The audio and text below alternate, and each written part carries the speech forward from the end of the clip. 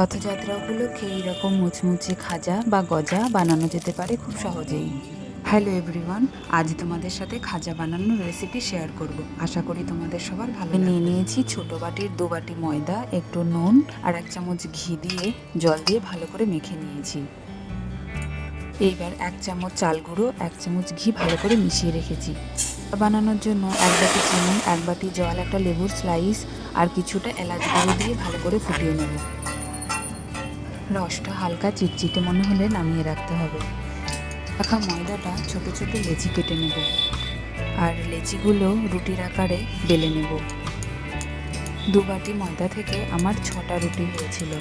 এবার প্রত্যেকটা রুটির ওপরে নানা গোলাটা একে একে দিয়ে যাব আর তার উপরে প্রত্যেকটা রুটি সাজিয়ে দিয়ে যাব। চালের গুঁড়ো না থাকলে ময়দা আর রিফাইন্ড তেল দিয়েও গোলাটা বানানো যেতে পারে।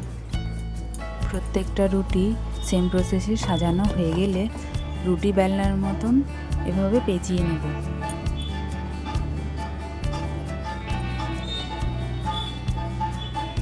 দুই সাইডের অংশটা কেটে বাদ দিয়ে মাঝখানের পোর্শনটা সরু সরু করে কেটে নিতে হবে।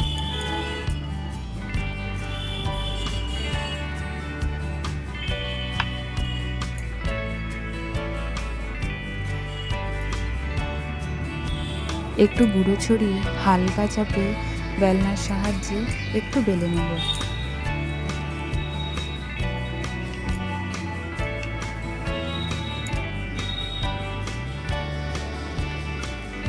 গরম তেলে একে একে ছেড়ে দেব।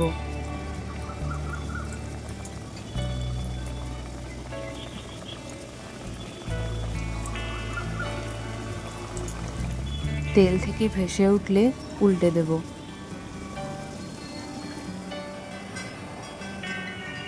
আর লাল করে ভেজে নেব।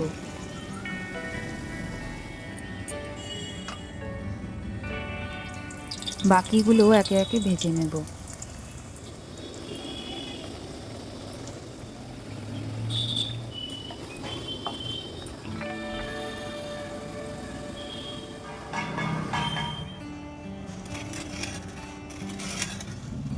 বানানো রসে প্রত্যেকটা খাজা এভাবে ভিজিয়ে নেব। কিছুক্ষণ রাখার পর এগুলো একটু নরম হয়ে যাবে, তখন তুলে নেব।